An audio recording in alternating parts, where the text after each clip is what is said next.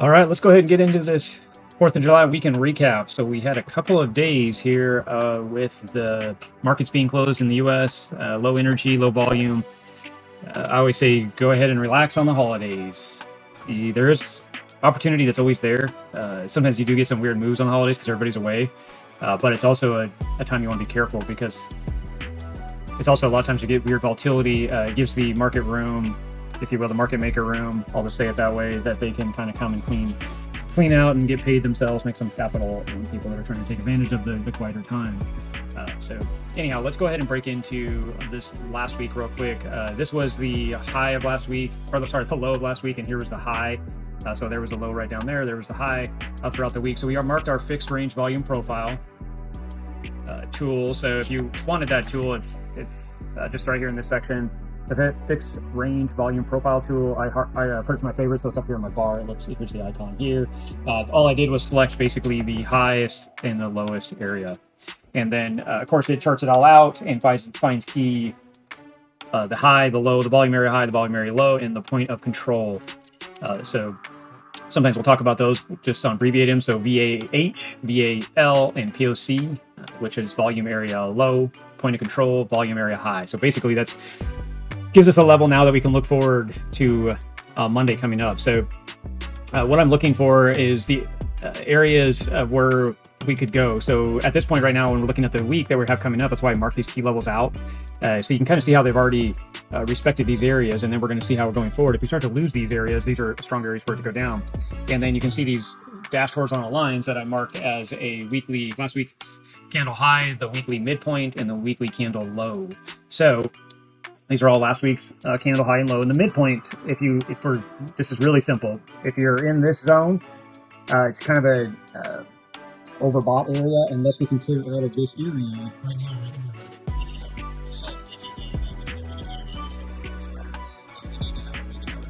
Because anything in this area is pressure of this to come up, reject anywhere, and come back down. Now, if you're down in this zone here, this is accumulation type zone. So anything down in here, as long as we don't break this area, would be opportunity to find this bottom, if you will, and head back up. So we could be bouncing down through here, come down here, find a bottom throughout the week, this coming week, and then boom, we take off.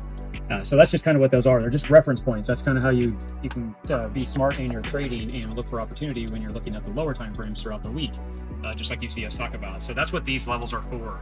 They're for reference points. I'm going to go ahead and jump over to our Kabroda Trading Battle Box AI GPT that we have built, and I'm going to go ahead and show you the weekly market review. We call it the WMR. So you can see this is the week of July 6th. This is pulling all that data that I just basically showed you on the charts, and you can see it's putting all that in here. But what we want to look at is what I want to look for is just kind of what it's going to look at. It's looking at the structure as well, and it's giving us some clarity in kind of giving us the insight. So the weekly chart observation is it's still broader.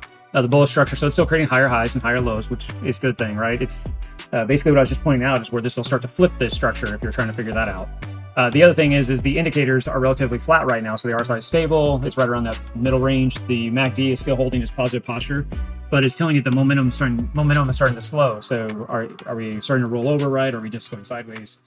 So those levels that I talked about is going to help keep that clear.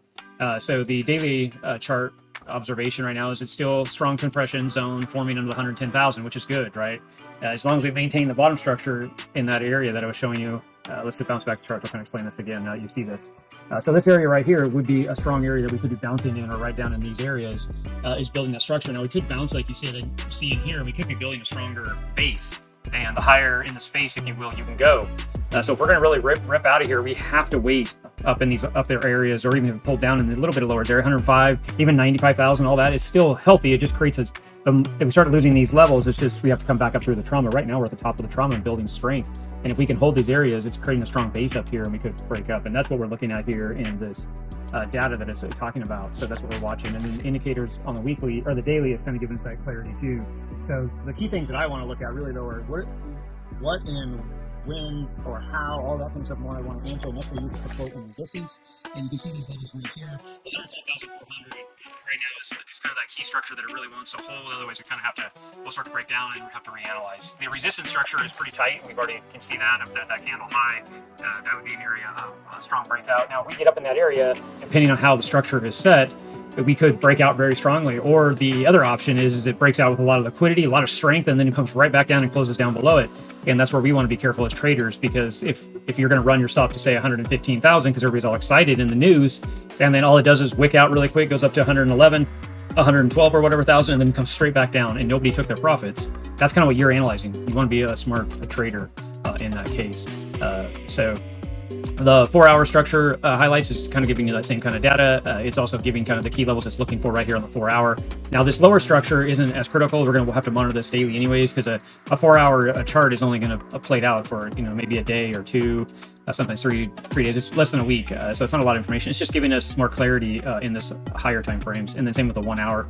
It's just kind of looking at that price action for the week and kind of analyzing kind of where we're at. So narratives, possibly bullish, the range consolidation, or the bearish breakdown. This is the same thing I was just talking about using the other indicators. This is kind of looking at the same thing. So if we do break above the 110,000, we're likely to see targets around 112 to 114. Range of continuation structure builds. The consolidation range, we just chop right in this range, which that's the levels we've kind of been staying in, right? And then we just look for buy opportunities near the length or ranges. And then if we're going to look for a bearish breakdown, the loss of the weekly midpoint, and then the follow through under the 107,500 level, and then we're going to look to go down and test that lower area. So that's basically what we were talking about, again, just with more different way to look at it. And then the focus for this week is the monitor the weekly's midpoint as the magnet level, and then we'll watch the 4-hour, 1-hour compression breakouts. We'll actually monitor that throughout the days going forward. The other thing is just saying be patient, because we are coming out of that 3-day weekend, right? Friday, Saturday, Sunday, and Monday, we have some information. So that's basically the report that we're looking at with this data that's going forward in the week. So if you want to prep yourself, this is kind of that structure that we're looking for. So now we have last week's structure with volume and the point of control that we could look at.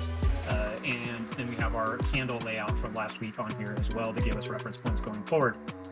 Of course, I'm looking at the 15-minute chart here. It would be a lot clearer the bigger you get, just because there's less candles on there. You can see it now on the 1 hour. If we jump out to the 4 hour, it's probably the clearest because we don't need a lot. We're only looking at this little window right here. This is basically Sunday night into Sunday night. And really, it looks like we did a lot of movement, but ultimately we're at 107,000, pretty much up to that 110,000 roughly. Right now we're kind of sitting back in that pocket, and we are showing that structure, but we're also not super strong. And just we're going to break out here.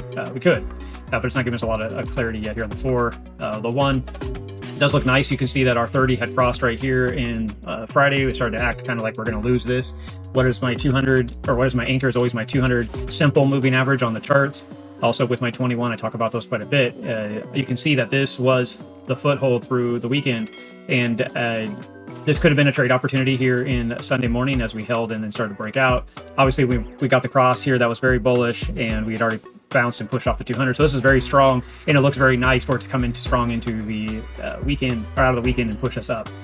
So those are just analyzing bigger time frames. They have a lot of strength. The other thing is you can see that we did have this downward pressure on the 200 on the 15. So at the minute we started to break through it, and those longer time frames were also agreeing with that. It was setting up the structure for us.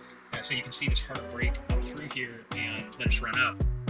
Obviously, if we're going to take this throughout the day, this would have been a strong back test in this area. And you got the nice 20, the 200 now is giving you a curl. Now you have all the moving averages pushing back up, and you can see us stair stacking out of here. Now, if you were just looking for kind of a clear trade opportunity, here is your support and resistance area. So you can see this area right through here, and that would be kind of your bull flag that we could be forming here for a bigger move. So we'll just have to watch to see how this plays out. So there you are. Looks like it will go up into that support or resistance area that we were talking about. So if this was going to play out here in the 15-minute, this could be into the morning here. If we can hold these levels and get the breakout levels that we're looking for, this could be a bigger move for the week. So that is about it, guys. I'm not going to spend too much time going into the weird price action that we had through the holiday weekend. As you can see, it's just kind of sitting right through here, through that time frame. A lot of it's just flat, and then we start getting some energy. So that's it. We're going to go ahead and start analyzing tomorrow's price action with our daily market review, creating some strong key levels in the charts, and going ahead and look for opportunity. Thank you, guys. We'll be talking to you soon. Like and subscribe. Like and subscribe might be a good option. And don't miss any recaps and the information that we provided. Thanks, guys.